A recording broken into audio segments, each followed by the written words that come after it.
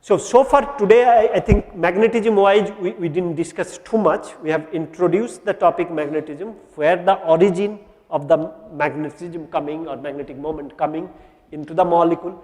It's the molecule unpaired electron that is responsible. Number of unpaired electrons should technically give you the clear cut idea what is the magnetic moment going to be. There is some more to it. Of course, in reality, we know that it is orbital angular momentum and the spin only values that should give you, that should combine, but you don't need to combine because it is somewhat restricted. It is still somewhat allowed. That is where when it is allowed, then you have a better value or the higher value for magnetic moment, right? And when that spin only plus orbital angular momentum is coming into picture, that is what we have introduced, but we will be discussing from here on in the next class. Okay. Now we have two more topic. One is this magnetism. The next one will be bioinorganic. 2 classes we should be able to finish. Yeah.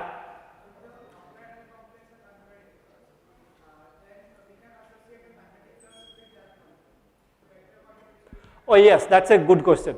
Sure. I think if I'm getting, I think in the beginning I didn't get your point. At the end, what I get is, so you have to think the total ensemble.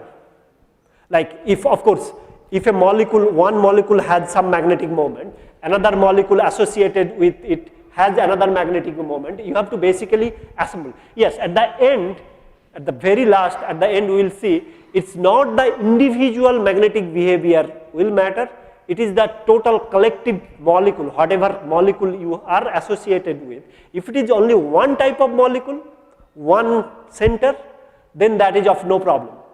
But the moment you have, let's say, cluster, okay, one thing is attached via another thing, through another thing, then things are more complicated. So that's where I would like to take you to at the end of the magnetism. So they can, two magnets can communicate through a mediator. One spin up, another spin up. Is it going to be magnetic moment going to be addition of these two? Can they talk with each other and reverse, inverse? Let's say this is up, in between these two magnets, there is something which is communicating between the two. Can that communicator influence the total magnetic behavior? So there is magnetic communication. That is actually the basis for more fun in this area. We will not discuss a lot of cases, maybe 1 or 2 cases we will discuss and then leave. Okay? So I think, is that the type of queries you are having, or maybe I have taken you to a different direction? Something related. Initially I could not hear you, but at the end I think I heard you correctly. Okay. Now, hopefully the next part will not be that long, another 20 minutes or so, or 30 minutes maximum, depends on how you'd.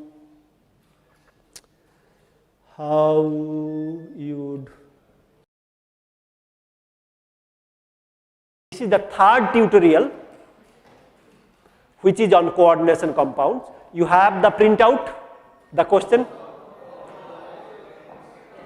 No problem, I have the question here. Okay. All right. Tutorial, if you want to go, I have no problem, but I think it's important. I will try to get it done very quickly. Tutorial questions were uploaded in the Moodle, and nowadays all of you are having smartphone. So, if you have Wi-Fi connection, you could have downloaded earlier.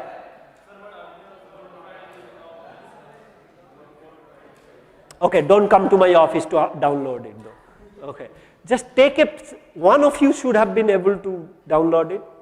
If you are really dying, you could have asked me. I could have sent you or give you a printout. Okay. Anyway, that doesn't matter too much. It is in there. If you like, I can give you the printout the next time. Who is going to pay for it? Okay, we can give it. IIT can pay for it. Of course, you are paying IIT, right? No problem. So, first question: crystalline silver oxide is diamagnetic. Explain. Question number 1. Okay.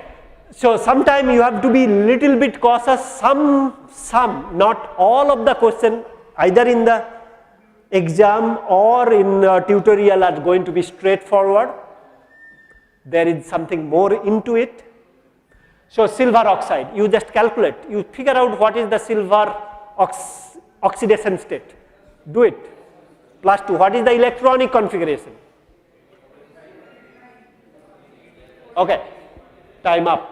Silver oxidation state is +2. So it is a D9 electronic configuration. D9 on electronic configuration means 1 unpaired electron. Okay, so it should be paramagnetic. Diamagnetic means no spin, right? Pair or at least paired spin. How it is? This is where I was saying it is a trick question. So it is a mixture of, sorry. Yeah, that's what it is. So that is where it is a trick question. So it's a mixture of Ag2O and Ag2O3. Now you have to look back at each of them. Let me try to discuss. You have to look back each of them. Silver plus 1 plus and silver 3 plus.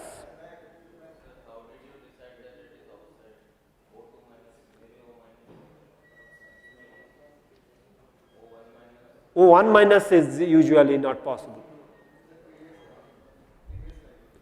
You want to? No, don't worry. I'll give you. I will upload. Since I have made the slide, I will upload. Okay, no need to. I mean, if you are bothered to take the picture and take it, it's a public domain thing.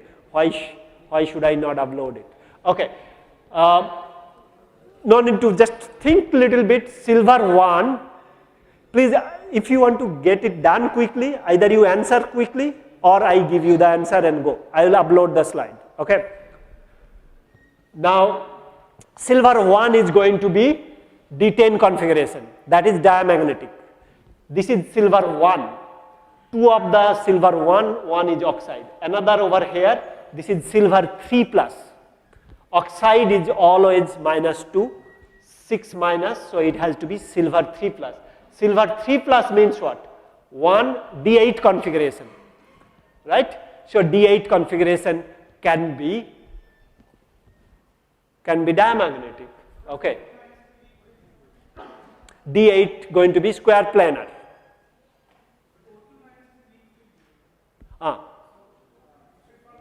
Because silver is in high oxidation state.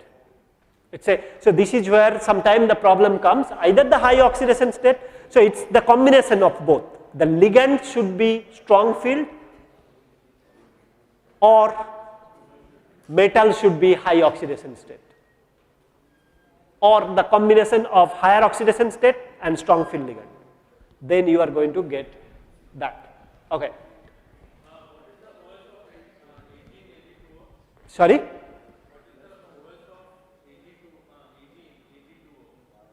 Oxidation state.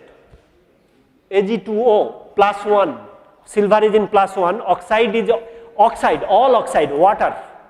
All oxide, metal, any oxide you see is -2. Water, if you split, H plus oxide, 2 minus, right?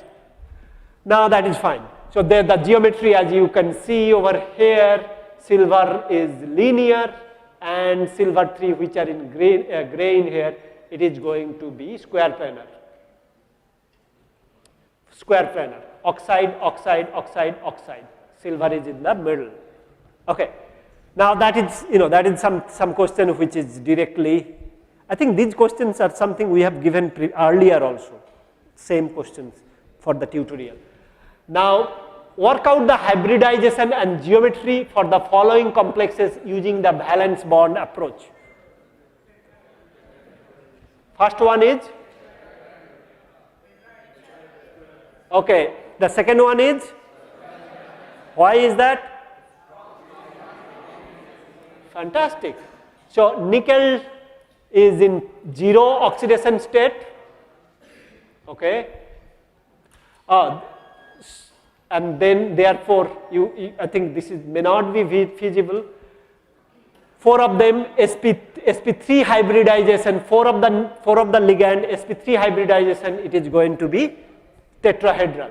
Nickel tetracyanide, it is going to be strong field ligand, and thereby the pairing will occur by valence bond approach. We are going to discuss it by valence bond approach, and you know that pairing will occur, the hybridization will be then dsp2, that is going to be the square planar. Of course, you can explain it better by crystal field theory, but that's okay. All right. Now I think I will skip this. This is the summary, what is given here.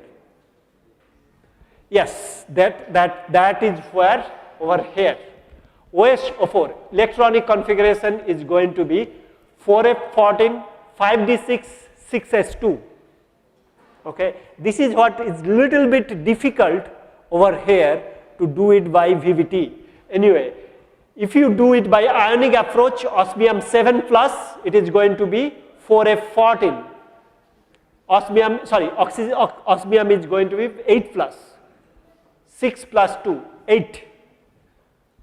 So 4f14. Total, it is going to be D3S hybridization, and it is going to be tetrahedral. We don't call it D4 or anything. It is going to be D3S. 3 of D and 1 of S. D3S, that is going to be tetrahedral. By covalent approach, similarly you can look at and you can tell that it is going to be D3S as well. It is little bit on a borderline explanation. See, I mean, these are little bit older approach, VVT approach.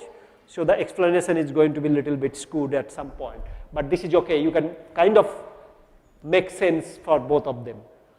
Okay, now this is, most of them are clear cut. Tetrahedral square planar, tetrahedral square planar, linear, tetrahedral, tetrahedral. Linear is that silver ammonium where another molecule will be coordinating.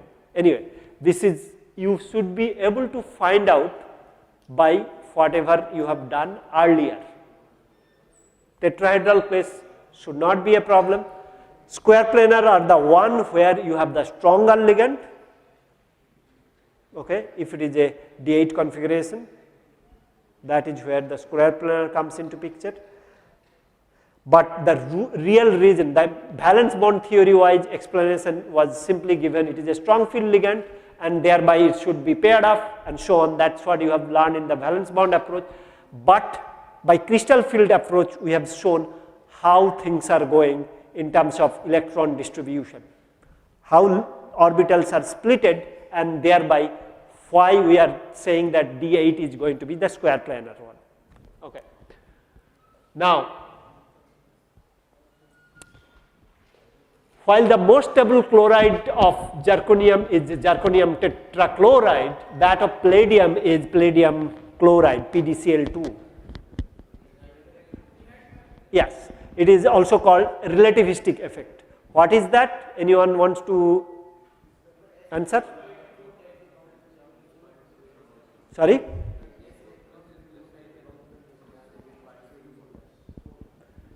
No, it's more of a d orbital. See, what we have seen so far, it is there are, let me tell you, there are,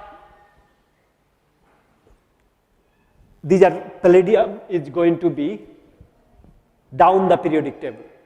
So you have already seen this Z effective, because those orbitals, the higher orbitals whichever getting involved, they are not neutralizing the positive charge effectively. So as we were discussing in the very early class, first class or so, Z effective is going to be very, very strong. The moment Z effective is going to be strong, they will be pulling in those d orbitals which are going to participate into the +4 oxidation state. Up to +2 is okay, but plus 4, another 2 electron release, although technically possible, since Z effective is very high, it is going to not allow those electrons, last 2 electrons to get oxidized to palladium something like plus 4, relatively speaking. So those, due to the high Z effective, you are not going to participate very strongly, or those plus 4 oxidation state achieving becomes difficult. This is what it's called relativistic theory or relativistic effect, or so-called inert pair effect. As you go down in the periodic table, the participation of the electrons becomes less and less. I mean, if from first row to second row, if you go there you don't see much effect. As you go down below further, it becomes more prominent, right? So therefore, although higher oxidation state is technically feasible, but practically it becomes difficult to access. Those removing those electrons, last third electron, fourth electron, becomes extremely difficult, because Z effective is higher. This is going to pull in very tightly. These are becoming more of a core-like. The electrons become more of a core. I mean, why it is difficult? It becomes part of the core. So much attracted, it doesn't want to leave those, or the atom is not going to leave those. When, next question, question number 4.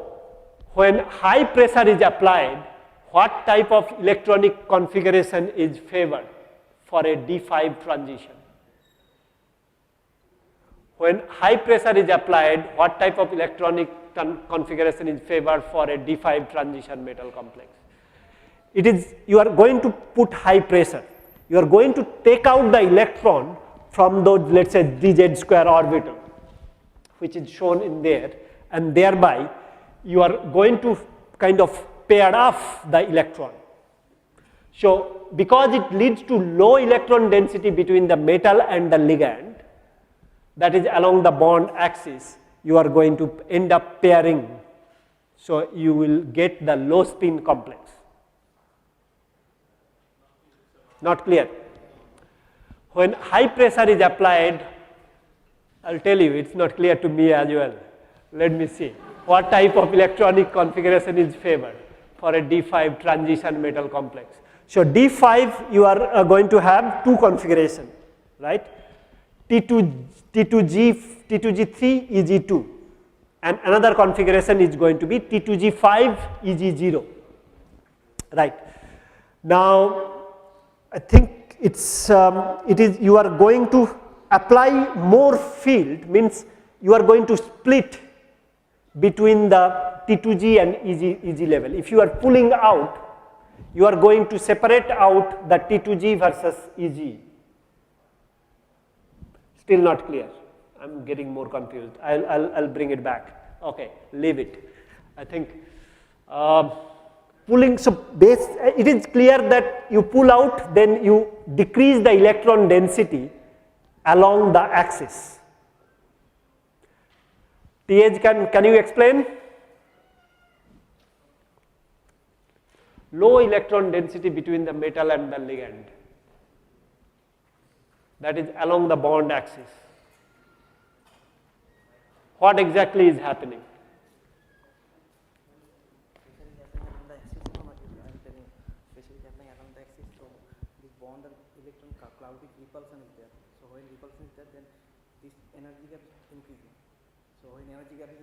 Repulsion between what? Ligand and metal. Okay. Oh, okay. So when you are compressing, wait, I'm not clear yet. When you are compressing between these two, then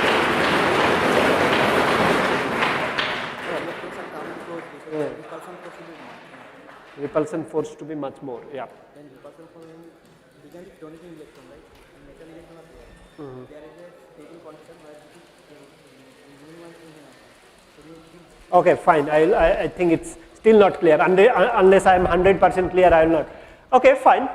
It's interesting. Yeah. I think you are saying exactly what he is trying to say. but explaining becomes little bit difficult. Let me digest it little bit better. I will come back. Okay. Now provide reasons for the fact that a number of tetrahedral cobalt 2 complexes are stable, whereas the corresponding nickel 2 complexes are not. Anyone? Provide reasons for the fact that a number of tetrahedral cobalt 2 plus complexes are stable, and whereas corresponding nickel 2 complexes are not. Nickel 2 is what? D8. D8 tetrahedral, yeah, square planar more, or tetrahedral versus octahedral even if you are considering, and cobalt 2 plus tetrahedral and octahedral you are considering. What you see, that is what you have to see. So D7 tetrahedral CFAC and D7 octahedral CFAC.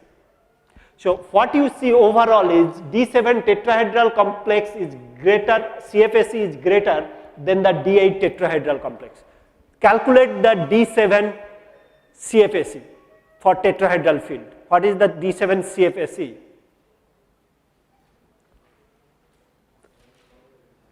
Minus 12 dt, right? D7 CFAC tetrahedral. D7, yeah, tetrahedral is high spin, always high spin. Minus 12, right? 12 dq. What is for D8? Minus 8. 12 and 4 over there, right? Minus 8. 12, which one is more stable? D7 is more stable. So D7 is going to be cobalt 2 plus D7 is going to be tetrahedral. No, I am asking you to compare tetrahedral versus tetrahedral. Tetrahedral for D7, tetrahedral for D8.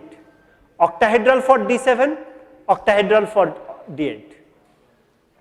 You see the answer is within that. Okay. So CFAC of D8 octahedral. D8 octahedral will be just do the octahedral, simple octahedral. Okay.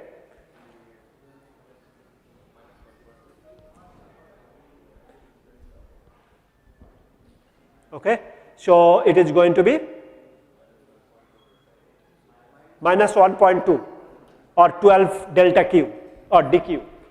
And what is for D7?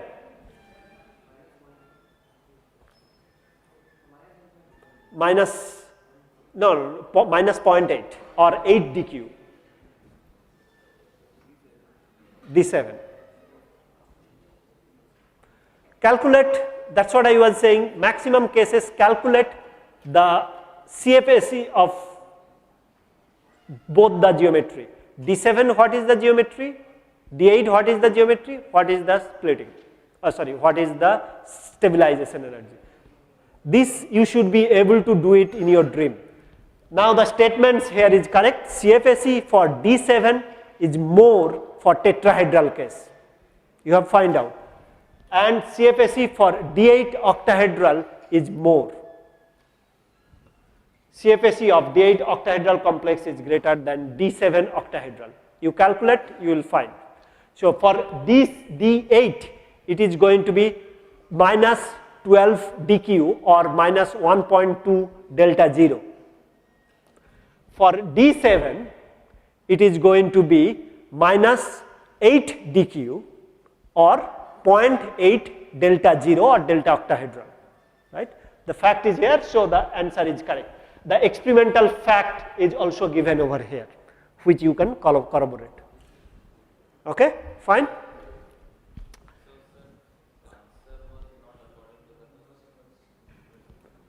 Provide reasons for the fact that a number of tetrahedral cobalt complexes are stable, whereas corresponding nickel 2 complexes are not. That is the answer. Of course, this is clearly shows that cobalt 2 plus prefer tetrahedral. Nickel 2 plus are not preferring tetrahedral. I am not saying what it is.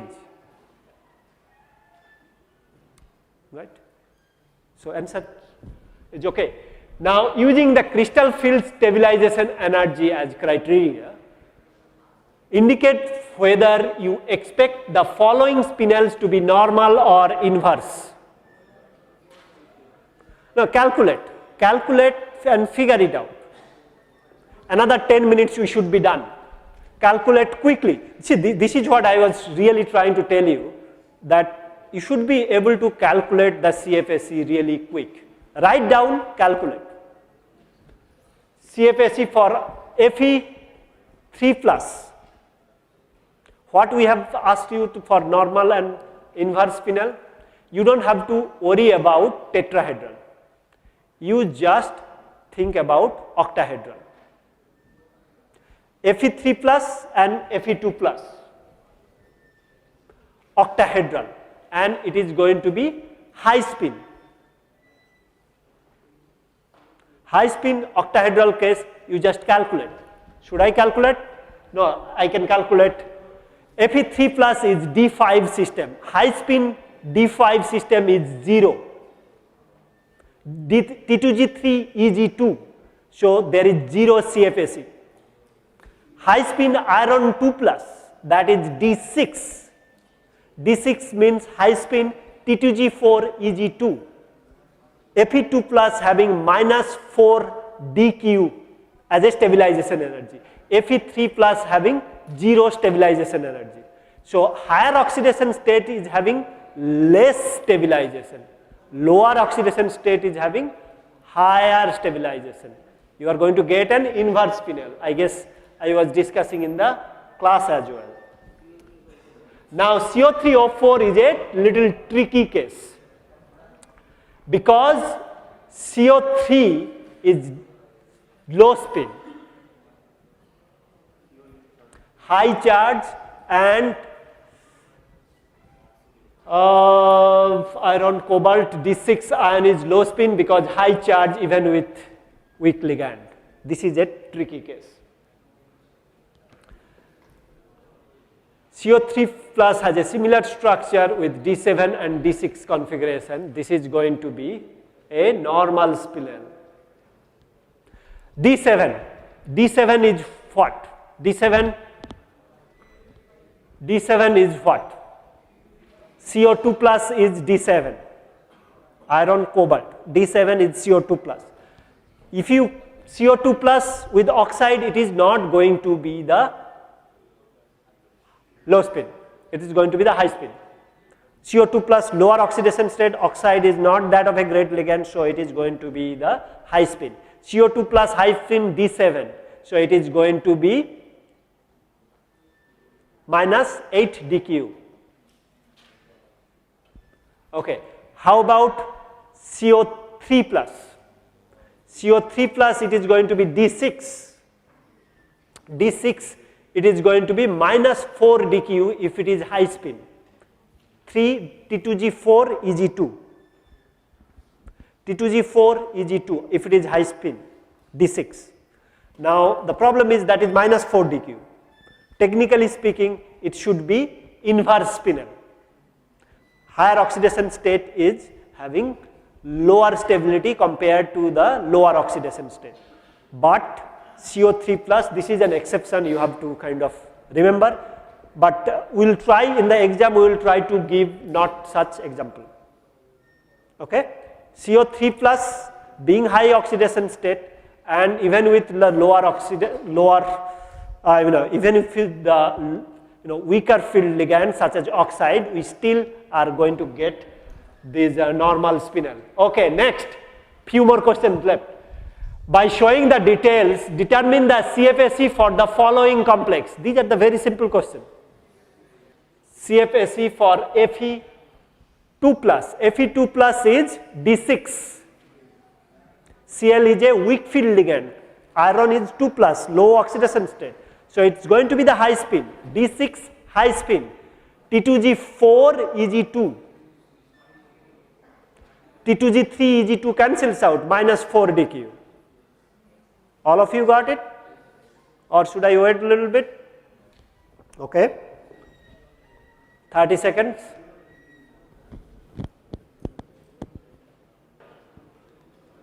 The titanium is going to be, sorry, not tungsten, my bad, okay, tungsten is going to be, carbonyl is going to be strong field ligand, almost the strongest you can get out there. So it is going to give you low spin for sure. T2G6, Eg0. Okay.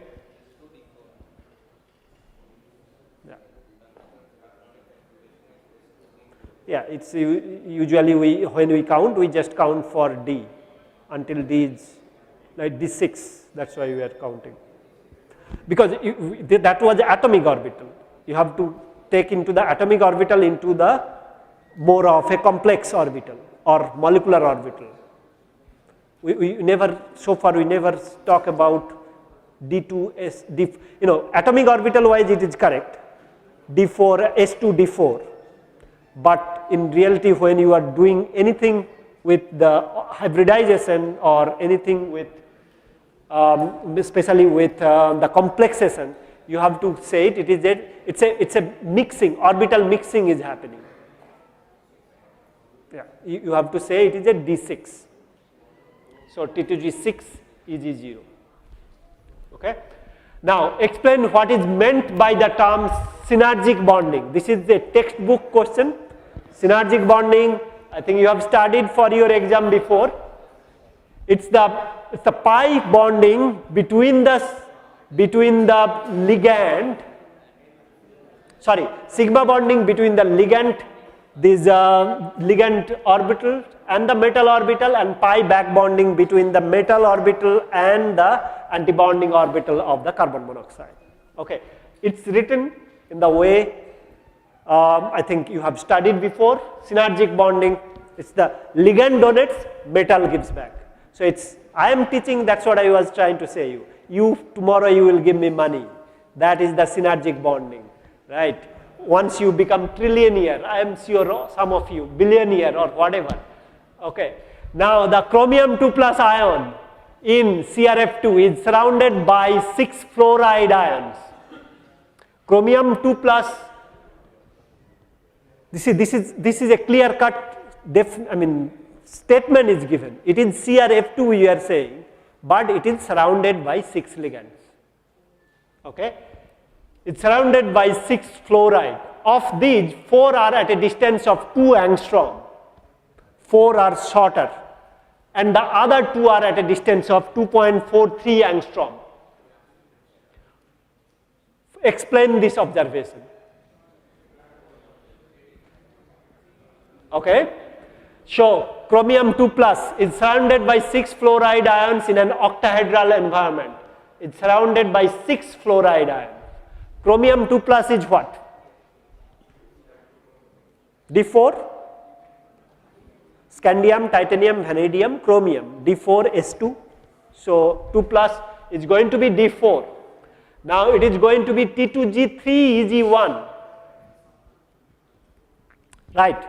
So the unsymmetrical distribution of electrons in Eg orbital, that's what we were trying to show, right? Eg orbital, whenever you are having unsymmetrical filling, then there is a possibility of further splitting of the Eg orbital. Eg orbital can be splitted.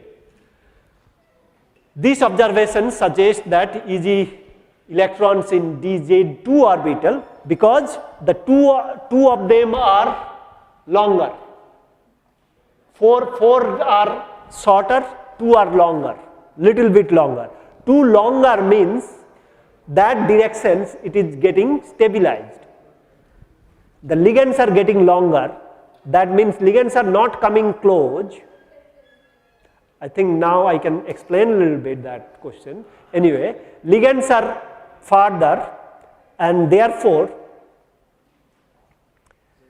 Z, it is going to be Z out, right? Slightly Z out, and you are going to get dz square orbital stabilized. Ligand are far at the Z direction, therefore dz2 orbital is going to be stabilized, slightly lower in energy, and the electron, since it is stabilized, electron is going to go there because it wants to achieve the stabilized state. Okay, move on. That's it.